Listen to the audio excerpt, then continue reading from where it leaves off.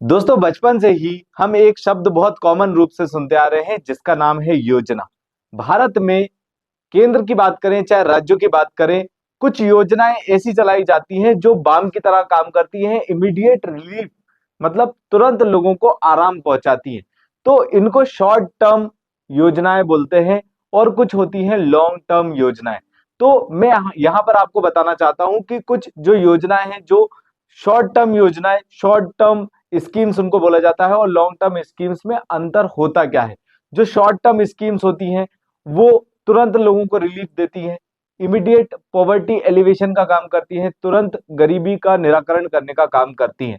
इसी तरीके से जो लॉन्ग टर्म जो योजनाएं होती हैं वो स्ट्रक्चरल चेंजेस जैसे कि हेल्थ, एजुकेशन और जो हाउसिंग फैसिलिटीज है, जो इंफ्रास्ट्रक्चर है भारत का, उसको चेंज करने का काम करती है। मतलब एक होलिस्टिक वे में एक लॉन्ग टर्म स्ट्रक्चर चेंज करके जो हमारी पॉपुलेशन है और जो पॉपुलेशन को मिलने वाली सुविधाएं हैं उनको बदलकर एक होलिस्टिक वे में एसेट बनाती है। जब हम एसेट वर्ड का बात करते हैं, एसेट शब्द की बात करते हैं, तो वहां पर जो हमारी पॉपुलेशन है वो कुछ काम की हो जाती है, जैसे स्किलफुल पॉपुलेशन, एजुकेटेड पॉपुलेशन। आज की डेट में जैसे एआई हर चीज में जो है इंट्रोड्यूस हुआ है, और इसी वजह से आज की डेट में ऐसा भी बोला जाता है कि डिजिटल लर्निंग के साथ साथ एआई एजुकेशन भी होना बहुत ज्यादा जरूरी है। तो इसका मतलब क्या है, एक स्ट्रक्चरल चेंज कर रहे हैं, एक लॉन्ग टर्म योजना बनाकर इन चीजों को बदलाव किया जा रहा है। लेकिन पूरे देश में इस समय फ्री बीज का कल्चर चालू हो चुका है। सारी political parties freebie culture को बढ़ावा दे रही है। वो तुरंत में लोगों के खाते में डायरेक्ट बेनिफिट ट्रांसफर डीबीटी के माध्यम से पैसे डाल रहे हैं, और इसको चुनावी जुमला भी बोला जाता है। जैसे कि अभी मैं बात कर रहा था शॉर्ट टर्म योजना की। शॉर्ट टर्म जो योजना है उसमें सबसे महत्वपूर्ण योजनाएं, अभी ऐसा देखा जा रहा है कि मंथली लोगों के अकाउंट में पैसे डाले जा रहे हैं।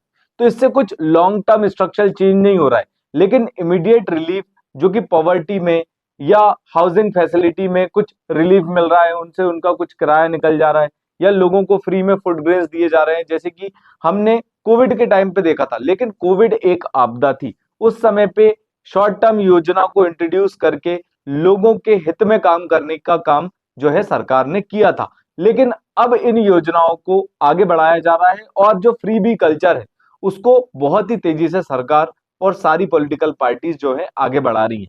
अब पॉइंट यहां पर यह आ जाता है कि फ्री बी कल्चर क्या वेलफेयर कल्चर नहीं हो सकता? क्या फ्री बी से लोगों का उत्थान नहीं हो रहा है, वेलफेयर नहीं हो रहा है?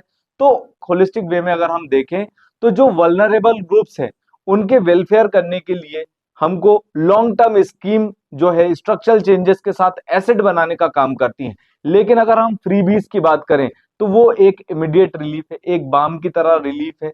जैसे कि अगर मैं एग्जाम्पल के माध्यम से आपको बताना चाहूं तो मिड डे मील इसका एग्जाम्पल है, जो कि लॉन्ग टर्म स्कीम है जिससे एजुकेशन और हेल्थ दोनों में ही सुधार करने का काम सरकार के द्वारा किया गया। लेकिन उसके कंपैरिजन में आपको मैं दूसरी स्कीम अगर यहाँ पर रखूं सामने, जैसे कि अभी वेस्ट बंगाल के इलेक्शन में 5,000 8,000 अलग अलग पॉलिटिकल पार्टी अलग अलग जो है महीने के पैसे देने की बात लोगों को कर रही थी।